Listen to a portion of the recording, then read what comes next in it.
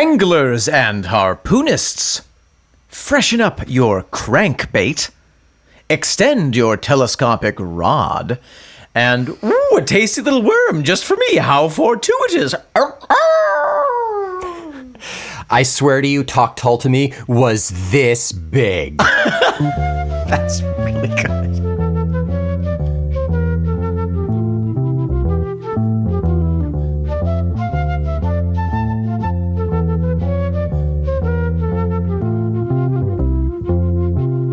Welcome back. I am Omen Thomas Sade. And I am Nick McGill. Together we are Feckless Momes.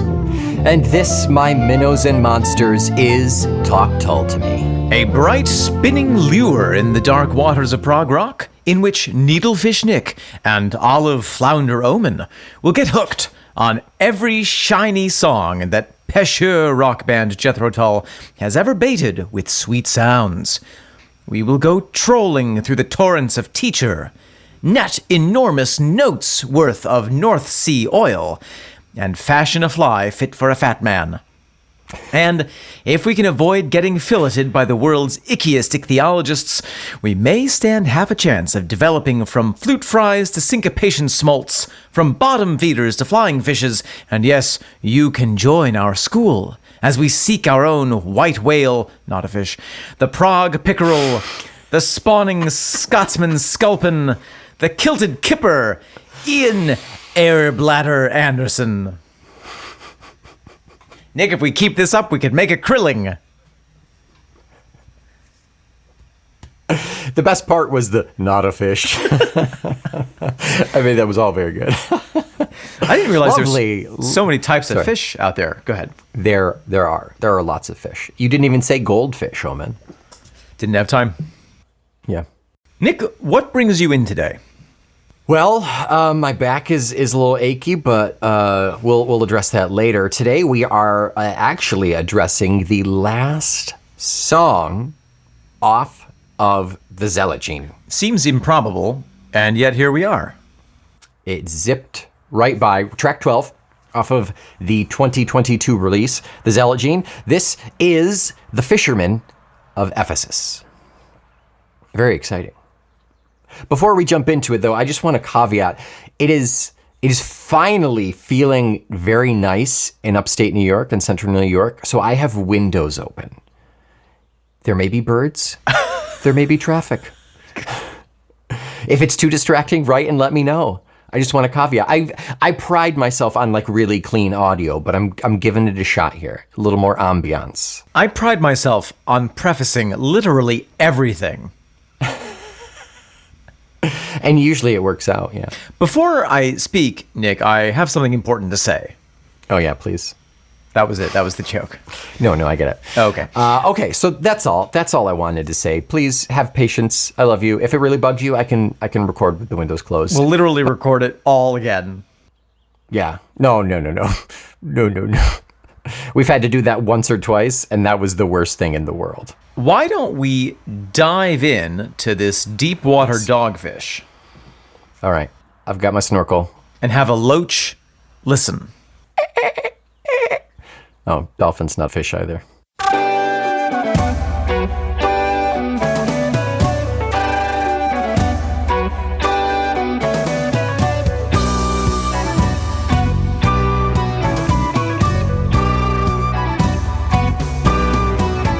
Nick, Omen. there we have the final track off of the Zealotgene. That's exactly what that was. That is quite a button. Yeah, speaking of the button, let's start at the end. That is such a definitive end to an album. Yeah. Traditionally, when we have such a harsh break like that, it leads into something. Yeah. It makes what it's leading into that much more potent. But this is just like, we done. We out. We done. Bye. Think of Cheerio. Say cheerio.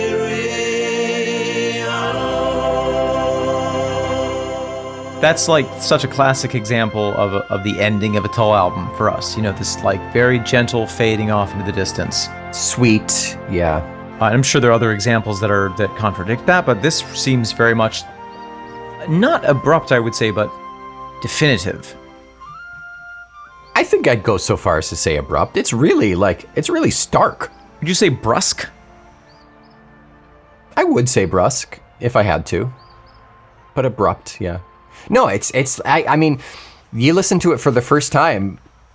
I'm pretty sure I was caught off guard when I heard this the first time and thought, whoa. Did you find yourself checking the track list and being like, surely there's something more after this? What's next? Yeah. Is this one 20 minutes long and I just have to wait until the secret track starts? Right. Nope. Yeah. Next is Gununga Gap. Yeah, let's move right into... No, Voluspo is the first track off of there, but yeah. Yeah, it's very, very great, very powerful choice. Absolutely. In terms of the time signature, this is mostly in 4/4. Yeah, that sounds right. However, there are a couple of measures of, I think, 2 slipped in there. So you get 1, 2, 3, 4, 1, 2, 3, 4, 1, 2, 3, 4, 1, 2, 3, 4, 1, 2. Bam! I believe you. Just for fun. That's all Ian does. Just fun stuff. Just fun stuff. There's a lot going on musically in this. We have right out the gate that with the flute. Backed up by the guitar very much playing a supporting role throughout this whole track, almost atmospheric at times, sometimes blending in with the organ. Flute coming through really strong. Yeah. And for me, the song is mostly contrasted between that dum dum dum dum and the brim dim dim di di di di di di di di. Fishermen of Ephesus surveys the spirits paddle ground. Our light and dark thesis. Our dark and light thesis, yet again rearing its monochromatic head. Those heavier bits, the bulk of the song, those heavier bits. Yeah. Reminds me, in terms of severity, reminds me of the Zealot Gene.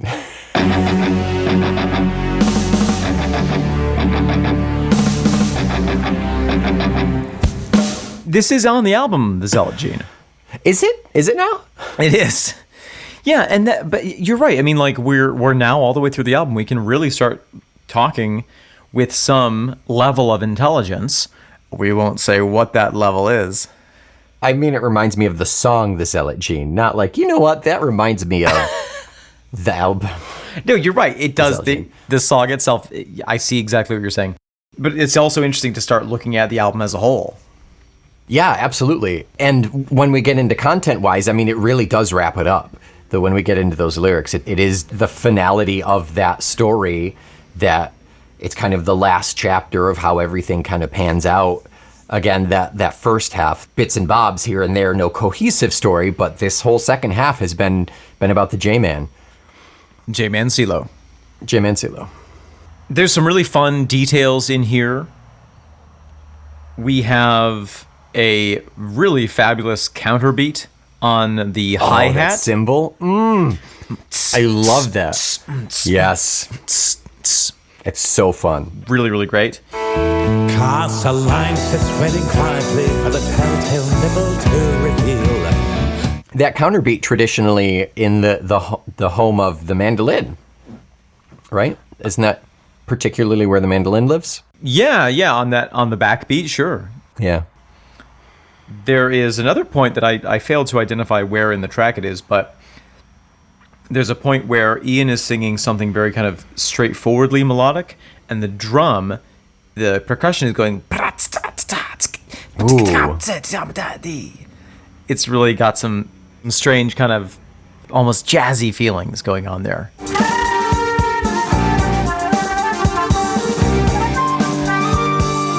Everybody is bringing their A game to this song. Yeah. I mean, the synth ripping in the background.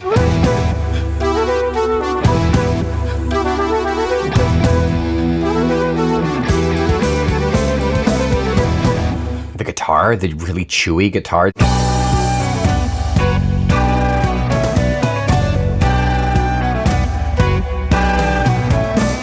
that breakdown in particular is really nice. Really, really nice. A bit on the shorter side for a breakdown. I know, and particularly with how darn good this breakdown is, I would have loved it to be another 30 seconds. Yeah, I agree. And naturally, there's a choice that it wasn't. Yeah. A choice was made. They were just tired. Ian needed a nap. Me fingers are hurty. I've fluted enough for one day. Ian's fluted enough for a lifetime. He's for several lifetimes. Yeah. I really don't have that much to say about it musically, weirdly. I know the drum's really nice, synth is really nice.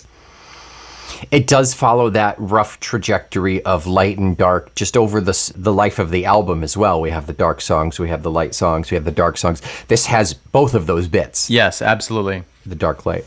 We only have 2 instances of the light in this, and they're rather short. They're really short choruses. But they do kind of crest out of the water just enough to get some air before we go back in. And I think that's appropriate given the subject material. I mean, the Bible is a little bit dark, I would say, in a lot of cases, or perhaps it challenges the reader to identify the lightness within it. Yeah. And it's interesting, my overall impression of this album is more of that lightness to it. Yeah. Thinking, If I think about Aqualung, I think of it as being very dark. that's so funny. I think of the light stuff on Aqualung. I think of that really beautiful acoustic. Wondering aloud, sure. Yeah. Cheap Day Return. Yep. There's at least one more, if not 2. Wondering aloud. Yeah. Well, yeah, that's on there. Yeah. One White Duck. Nope. That's Minstrel. It is Minstrel. Nice. Great. But there is at this point, Ian has such a command over not only himself but his musicians that the precision of this album, for me, I think comes across as light in some ways. Interesting. Because it's not messy. It's so clean, and Yeah. It's surgical, it is surgical. but it's good. Well, surgery can sometimes be very beneficial. Yes, it's surgically precise. But when I think of music, thinking of it as being so surgically precise, it's like, it's kind of sterile. It's kind of like Yeah. they're just playing the notes. They're doing exactly what needs to happen at the right time. But there's no flavor there, This combines both of those. There's so much flavor to this album, and they're all spot on. This album is non-elective, and yet my HMO will not cover it. They refused. They refused. I submitted the receipt for buying this album, and they said no. Absolutely not. I want to make a food metaphor. I want you to make a food metaphor. Have you had supper yet? Probably not. It's only No. It's only 6 p.m. for you. Yeah. Let's think about broth. Are we talking the album as a whole? Yes. Okay. Let's talk about broth. Broth me. There are lots of different ways to make broth. Correct.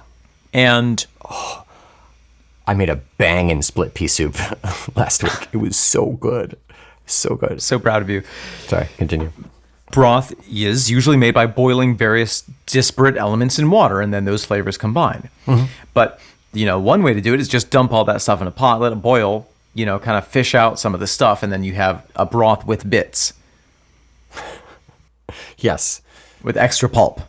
I like to chew my broth. But there are lots of techniques, especially in French cuisine, of clarifying the broth. Consommé. Yeah, I think that's when you boil it down so it's even more gelatinous. But there's a certain thing where you like break an egg into the center of it, and the egg collects all of the bits. Oh, wow. You can wrap your ingredients in cheesecloth so that none of the actual particles get out there. This album reminds me of an extremely flavorful but very clarified broth. Where you're like, with one spoonful, I'm tasting the world, but I couldn't say, oh, here's a bit of lettuce. I thought you put lettuce in a broth? I don't know what I'm saying. Here's a celery. Here's a chicken piece. Right. So all of the musicians were in cheesecloth for the making of this album. They kept the under wraps outfits. Yes. They changed them from Tyvek to cheesecloth. They wouldn't have sweat at all if they were just cheesecloth. Gauze. Boy, it would have been great. Yeah, it would have looked good too. Anything else to say musically about this album? No, I think that's a good... I mean, about this song. I mean, I think it doesn't hurt to talk about the album as a whole in this moment as we're wrapping up the song and the album. I think they do have a really nice parallel here. And I think that broth analogy was delicious. All right, Nick, we are here in the mid portion of our show, and traditionally, on the final track of the album, we not only tell you our opinions, which you are by now perhaps acquainted with, but we also like to bring in some other opinions and read a review. How come you know better than me that this is not love? This is not love. Let's read reviews. This is contemporary reviews for a Tull album. Yeah, The Zealogene. an unusual experience for us. Stephen Peacock, go. This is a review that was published on the 13th of January, 2022, on the Prog Report, the source for the latest in new prog rock. Reputable. ProgReport.com. ProgReport.com if you want to fund us, if you want to pay, Oh, sure. get a little commercial action going on, just momes at fecklessmomes.com. Written by Jeff Bailey. When a legendary prog band with 50-plus years heritage releases its first new studio album in 20 years, we of course sit up and take notice. Teased by 2 strong singles, well, sounds like it threatened me with a good time, and now signed to Inside Out, the Zealogene gets 2022's prog releases off to a fantastic start. Far from being the Lockdown album, the songs and recordings that feature here had their origins as far back as 2017. The players who feature here have, in most cases, been a part of the lineup since 2007, and so this is essentially the band that made Thick as a Brick 2 and Homo Eroticus, as well as the related touring. So, to that extent, this is a continuation of the solid body of work that has flowed from the pen of Ian Anderson. That's a very good point. We've talked a little bit about that, and I think that we may have to eventually talk about Thick as a Brick and Homo Eroticus just because to fill in, it's like the Homo Eroticus is like the missing link for us in the Tull evolution. Yeah, those 2 albums, yeah, absolutely. And I always forget that they exist, but I do actually need to listen to them more. But I mean, I think he brings up a great point. I've been kind of doing a little poking around that where does Tull end and Ian Anderson begin, particularly with this new album. And he said when Zealogene came out that like he basically decided to give the touring musicians the ability to have the credit of being on a Jethro Tull album. Right. That's really the only reason it's a Tull album. Yeah. Yeah, that's all. I just wanted to throw that in there. Jeff goes on to say, what I can say at the outset is that this is a great sounding Tull album. All of the elements you'd want are present and correct, with excellent musicianship, great production, and the man himself in great voice and flute. Like any vocalists, the ravages of touring and age mean that singers have to evolve over the years. And this album has Ian's distinctive tones at front and center, and he's sounding great.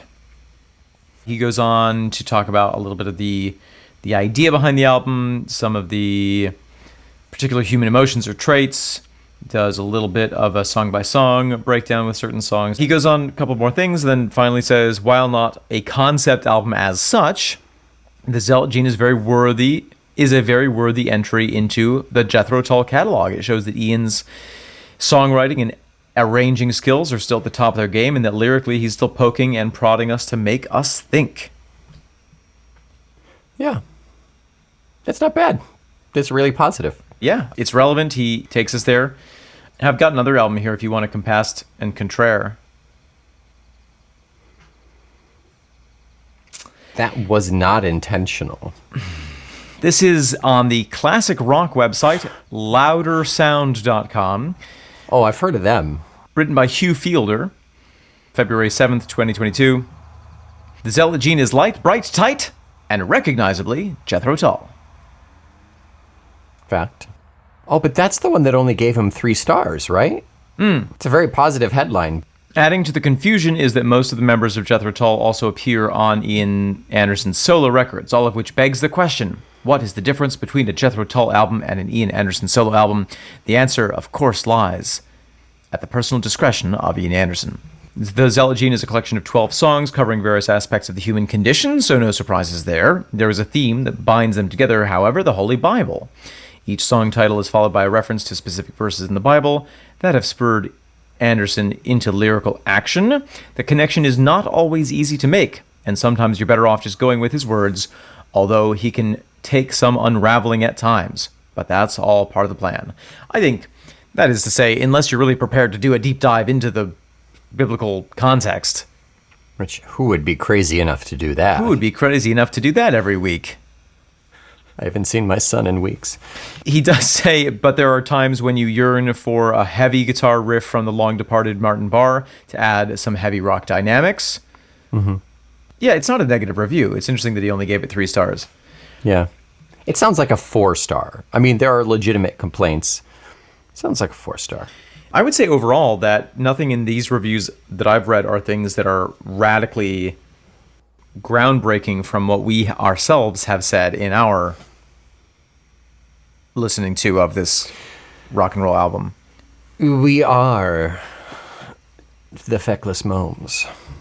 The thing that's interesting about reviews these days is that anyone can write one and put it on the internet. Right. Anyone could start a Anyone can podcast. have a podcast. Anything else to say about the reviews or reception of this album? It'll be interesting for me to see how it holds up over the history of time.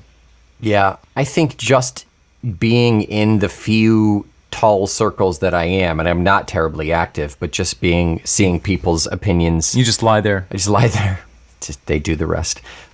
Seeing like comments on like our YouTube videos and things about Zealot Gene songs and then about the Rock Flute reviews and things like that. Like people are very heated and divided about Rock Flute, but the more people talk about that, the more I see people saying, you know what, it's taken a little bit, but Zealot Gene has really grown on me.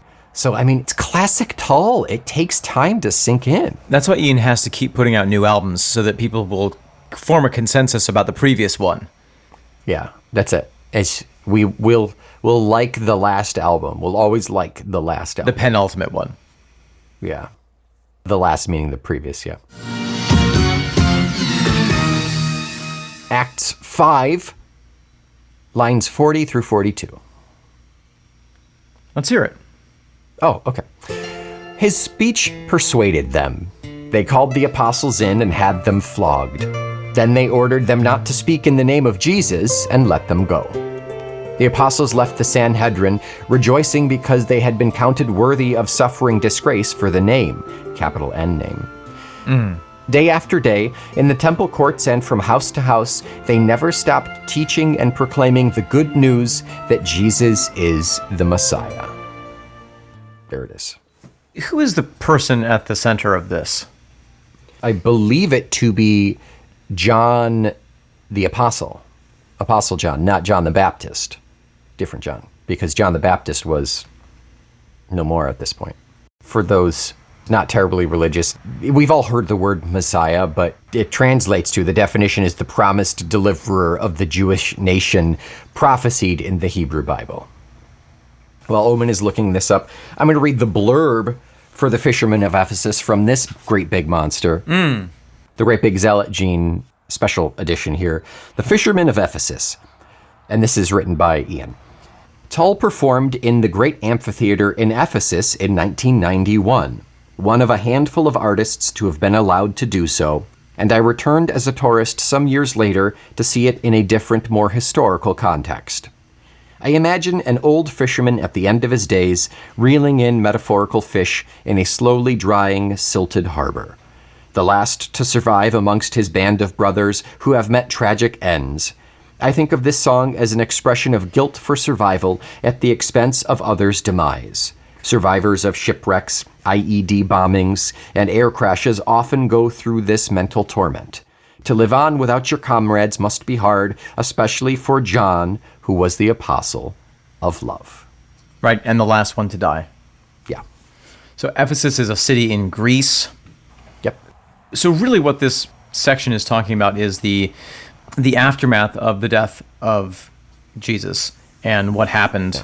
You know, it's sort of the coda on the story. Yeah. What happened to the band? Well, they all slowly died off. They were persecuted. They were whipped, which they were like, yay, we must be doing something right. Yeah. Yeah, they kept spreading the word, Right? the good word. But slowly they died off, and John was the last to die. Mm-hmm. There's also a really fascinating mention here of Judas. Line 37, after him, Judas the Galilean appeared in the days of the census and led a band of people into revolt. He too was killed, and all his followers were scattered. Is that Judas the betrayer? That sounds like a different Judas to me. I don't know, it does fit into the narrative that we talked about Judas maybe betraying Jesus because Jesus wasn't being as politically radical as he wanted. Okay. Yeah, I'll give it to you. So there's also there's a central metaphor that I want to talk about here, and that is that of the fisherman. Yes, the fisher of men. The fisher of men, which is where you dangle a ham sandwich off of a bridge. And a bunch of guys from Brooklyn try and grab They at fight over it. it. Hey, I saw it that's first. my ham. I have Get it. outta I have my here. mouth on it. I licked it before you saw it. The fisher of man refers to Jesus, isn't it? Yeah, It's his fishing for the hearts of trawling. trawling for the hearts of men and bringing them into a place of love and peacefulness. And John was the last of that tradition who actually met the J-man himself. Yeah. Jumping back at least a year at this point, if not more, we have a reference to fishers of men in the first verse of The Flying Dutchman. Yes, of course. Old lady with a barrow, life near ending, standing by the harbor wall, warm wishes sending children on the cold sea swell, not fishers of men, gone to chase away the last herring, come empty home again. Old lady with a barrow, life near ending, standing by the harbor wall, warm wishes sending, children on the cold sea swell, not fishers of men, gonna chase away the last herring, come empty home again. Interesting. So that bit of a parallel image there of someone at the end of their life who is wasting away in this harbor town. Yeah. They're not going out to save man, they're going out to bring back food to save their family. Right, and this is the opposite. Yeah. 10 set out along the rocky road to suffer for their saintly sins. 10 set out along the rocky road to suffer for the saintly sins. They were banished from place? Yeah, this is the apostles. Right. The great betrayer gone missing, having topped himself or split his skin. The great betrayer gone missing, having topped himself or split his skin. I'm not sure what topped himself means. Judas, he killed himself. Oh, topped himself off. Yeah, yeah. Would you like a topper? I'm more of a bottomer. He popped his top. Now the young beloved one, last son of Father Zebedee, comes to the town of Ephesus to spin the lure and reel them in. So yeah, Zebedee. yeah, Zebedee. Now the young beloved one, last son of Father Zebedee, comes to the town of Ephesus to spin the lure and reel them in. And that is John the Apostle. Right. He is a son of Zebedee. Casts a line and sits waiting quietly for the telltale nibble to reveal the passing curiosity. Casts a line, sits waiting quietly for the telltale nibble to reveal the passing curiosity. This is very interesting because one of the central tenets of modern Christianity that I have heard over and over and over again is proselytizing. You have to go out and make conversions. And of course, as we know, the history of the Crusades, the history of imperialism, Christian imperialism, the history of the expansion of Christianity has always been forceful conversions. Conversion Right. by the sword. convert or die. Convert or die, because either it's one more Christian or one less heathen. Right. Or even weirdly worse, maybe, is killing people and then posthumously converting them, which is a loophole that I think somebody figured out at some point. Yeah.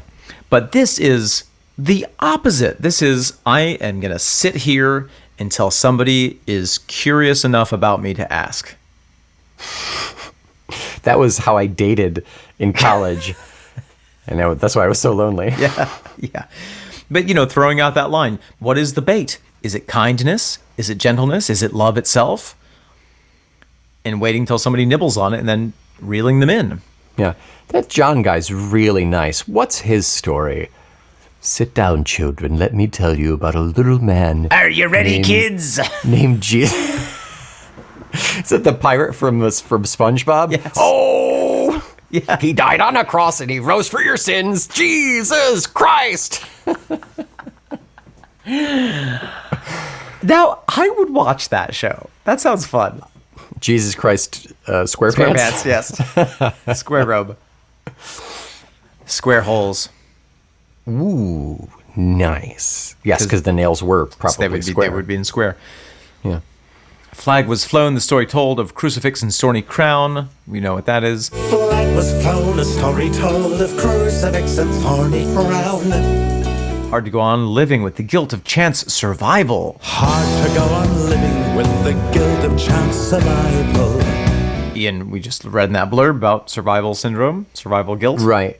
They're saying, that's exactly what he would do when the people came in. He would tell them about Jesus. He would say what he did. He would say not only the miracles of barley loaves and 2 small fish to make for multitudes a meal, singing of miracles and fairy tales. Sings of miracles and fairy tales. Of barley loaves and 2 small fish to make for multitudes a meal. But he did tell of the suffering and the sacrifice as well. Well, and there's this, I love this line.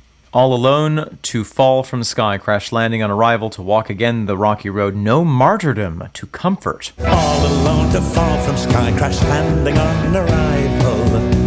To walk again the rocky road, no martyrdom to comfort. No martyrdom to comfort. Some of the apostles were martyred. Yeah, to martyr is to die for your beliefs. To be killed in usually some kind of very creative, graphic way. Yeah. Spitted or chopped into bits or fed to bubbled to death.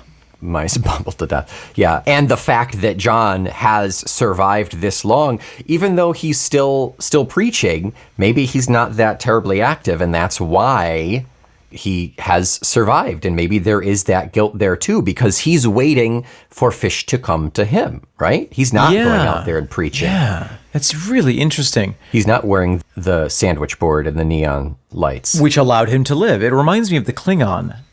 In Sure, yeah. In Star Trek, in Klingon culture, there's this whole, one of the most offensive things you can do to a Klingon is spare his life in battle. Yes, that sounds vaguely right. They get very angry. Yeah. It's like, why would you deny me my warrior's death? Yeah. And now I'll never go to Stovokor. Bummer. I've watched a lot of Star Trek. Yeah. But this kind of reminds me of that, where it's like, wow, what a bummer. I don't even get to die for my beliefs. Yeah. Oh, remember the good old days when we were whipped for believing what we did? Now I'm off here moldering. It's really interesting. Mm-hmm. And then he relates some of the martyrdoms, the test of poison cup, a little boiling oil along the way. The test of poison cup, a little boiling oil along the way. Those could refer to specific martyrdoms or the general persecution of Christians throughout that early period in history. Yeah. On Isle of Artemis to toil, write memoirs at the end of day, then back to lie in Ephesus. On Isle of Artemis to toil, write memoirs at the end of day, then back to lie in Ephesus. That's his thing. That's what he did. So let's expand a little bit and think about what is the relationship of this image of this person to the life of Ian Anderson, or perhaps some other mythical modern figure. What's the allegory of John the Apostle to Ian? Mm-hmm. Where's our real life connection here? Our present day connection? Why does this song end? Why don't we have a final song of Revelations, complete with Hieronymus? Because it's revelation. But Hieronymus Bosch, yeah, I love his art. So good. Complete with, Ian Anderson does Hieronymus Bosch. Like, why is this the song that ends the album? Well, John is getting up there in years and retiring. He can't really, maybe he can't go out anymore. He's got arthritis. He's got the gout, like he can't go out and actively preach and convert and proselytize. So he just managed to not be martyred, but now that's where the guilt is. And that's the translation of Ian, like feeling like, He's outlived every other rock star from his era? yeah, maybe I finally need to sit down and I didn't go out in a blaze of glory. Not that it feels like Ian would ever want to go out in a blaze of glory. Even from those early interviews and descriptions of Ian watching people, his peers, drop like flies because of drugs. Yeah. Watching John Glasscock fall apart. Ooh, wow. All very close and personal, and he watched these things happen. But maybe there is a little bit of survival's guilt there. Well, sure, yeah. Yeah, I think so. Yeah, there's the ability to not fall for that and the mental acuity and kind of foresight to realize how just goddamn terrible it is. Yeah. Yeah. There's a line that I'm trying to find in .com. Hot mango flush. That was it. Of course it's hot mango flush. No, it's not. It's not. We never quite vanish. No wet, soft surrender. We never quite vanish, no wet soft surrender. What's that from? It's from Wicked Windows. Ooh. Wicked Windows. I review my past through wicked windows framed in silver. I review my past through wicked windows framed in silver. Anyway, bit off track. Yeah. I want to offer an alternate possible theory here. Okay. Which is that if we take what we know about Ian's Christian beliefs, which is that he really does believe in the message, but doesn't necessarily favor the techniques or history of the church, I wonder, and I can imagine this for people who really are true believers, I can imagine feeling like that they are completely alone. Imagine being a real Christian in a world of cultural Christians who are all, quoting the Bible but having never read it. Yeah. And shoving their faith in each other's faces to try to make other people wrong, and being somebody who really is motivated like Jesus was by love, who really is trying to carry on that tradition. I could imagine that could be a very lonely experience, and feeling like you're out here on the edge of the world, keeping this flame alive. Right. Yeah. Just by virtue of what you believe and how you believe in it, you're not advertising, you're not that big flashy bullshit. So it's easy to feel overwhelmed and lost and the only one, even if there's someone like a mile away doing the same thing, there's not that exposure. So you feel like you're on Ephesus and the other one is on Parsenalis or whatever. That's Artemis's island. It's pronounced parsnip. Parsnip, yeah. Yeah. The island of Artemis? Is that what he says? The Isle of Artemis? Isle of Artemis. That's a small, uninhabited island just off of Ephesus. So is it really? I feel like he may have So he went even more remote. Oh, Yeah. interesting. I mean, that's almost an archetype of the hermit. It is. It's the hermit, the knowledge keeper who is way, way off beyond the reach of society. But in this case, the hermit has retained one little line out to humanity Yeah. of contact, a telegraph line. And he still uses it and spreads the word through it, but that's really all he has. Wow, what a beautiful image. This Bible thing. I can't believe that Ian Mervrgen Anderson has gotten me into Christian mythology. Yeah. Wow. Likewise. Hats off. Well, it's going to be complicated to take it off. Hats on for Ian. Yeah. Hands off to Ian Anderson. Whoosh. Yeah, I'm curious. These suspenders are only connected to my chair. They're They're holding me down. Yeah, when Zealot Gene first came out, I was like, ugh, Catholic religion. Brr. Yeah. Immediately my hackles went up because of trauma. Sure. But boy, howdy, am I glad we really went into it, because it really did open my eyes to the album itself and to the idea of the story, like you said, of this mythology, of this book. And I'm really curious to see how Rockflöte goes, because I have negative interest in Norse mythology. Oh, really? Norse mythology. Yeah, Really? I think I'm surprised. it's too overdone at this point. I think it is. I think it is saturated with everything. I don't think it's too overdone enough. I'm much more a Greek and Roman guy. I'm reading Stephen Fry's Mythos to my 6-year-old son right now. Wow. Yeah. Overachiever. Yeah. He could read it to me at this point. But he I said, hey buddy, do you want to stop? You want to switch to something else? And he's all for it. So I'm getting him that's in on awesome. I'm getting him in on the Greek myths early. I remember when I was like 6 or 7, I got a book about the 12 labors of Hercules out of the library like every other month. I got it all the time, and that's probably where the fascination started. Interesting. Yeah. Well, I really truly feel like this album is a gift, It is. and one that I have received pleasurably. I can't give it back Pleasurable. after what I've done with it. I don't have the gift receipt anyway. Even if I did, I wouldn't.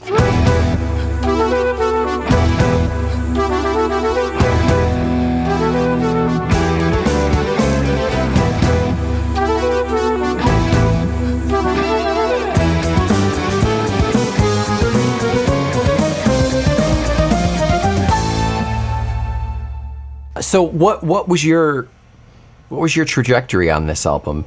Last year announced, we hear the singles, we know what it's about, we've got these bits and bobs of the Bible, to now where we really break it down, we're at the end of the album.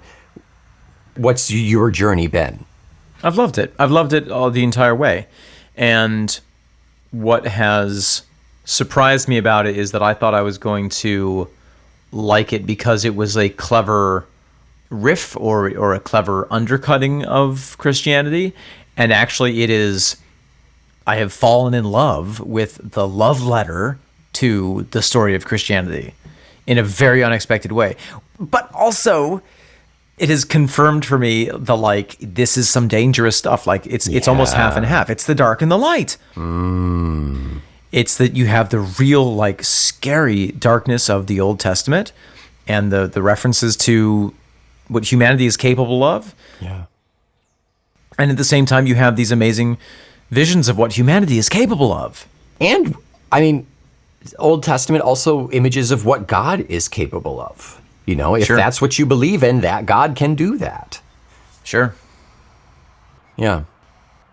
But it is such a compassionate telling of these stories, and that's what really, Ian doesn't half-ass anything. No, he quadruple asses it. And he really committed on this one, as is to be expected, and just that energy behind it to tell this story in this way. I mean, I don't know who else could convince me that the Bible is worth giving a read. But old man Ian. Hard to imagine. Yeah. Yeah. Beautiful, beautiful, beautiful work. So happy that Ian wrote this. It's amazing. Yeah. Call to listeners out there. I'm genuinely interested in reading the Bible now. If anyone has a recommendation on a specific Bible to read, one that's not too flowery pushing the religion, but may have bits and bobs of oh, that's what this means, and this is our allegory here. John the Vicar, if you are our Anglo correspondent, if you ever write a Bible or write commentary on the Bible, let me know. I think what you want is the Arden version, the Arden copy, where it's got all the footnotes, like the Shakespeare copy, like the Shakespeare Arden. Oh, yeah.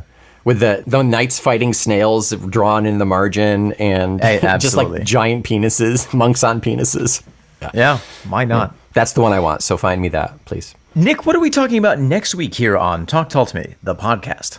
Gracious me. Next week, we are on to the first track of the most recent album. At the time of this recording. At the time of this recording, who knows, in 3 weeks' time. It dropped a scant month ago? April? Like April 19th? Yeah, a month ago as of this recording. It is Rockflöte, and our first track is Voluspo. Caveat, like, just fair warning, we probably won't pronounce any of these things right. No. Until next week, I think we have sufficiently sung for our supper of miracles and fairy tales. As such, our supper can be in the form of 5 stars and a rating and review, please. If you're going to test a poison cup, why not test a beautiful poison cup branded with Talk Tull to Me official logos? The Tull Skull version, the OG Jethro Tull version, or the Newt? The Feckless Newt. They look really good. Not that I need any more mugs in my house. I have too many as it is, but they look really good. They do. They do. If you feel the guilt of surviving to be the only Tull fan that you know, come and join our flock on our Discord and meet with other like-minded Tull Skulls, chat your brains out, and generally join an amazing community who just loves Jethro Tull. I had really bad shrimp the other day, and I chat my brains out too. I did before the marathon as well. Yeah. Until next week, I am the middle son of Tom McGill, Nick McGill. I am a little boiling oil, Omen Thomas Sade. We are the harbor that slowly suffocates the feckless momes. And this is the sticky end, the harsh rebuttal. Talk Tull to Me.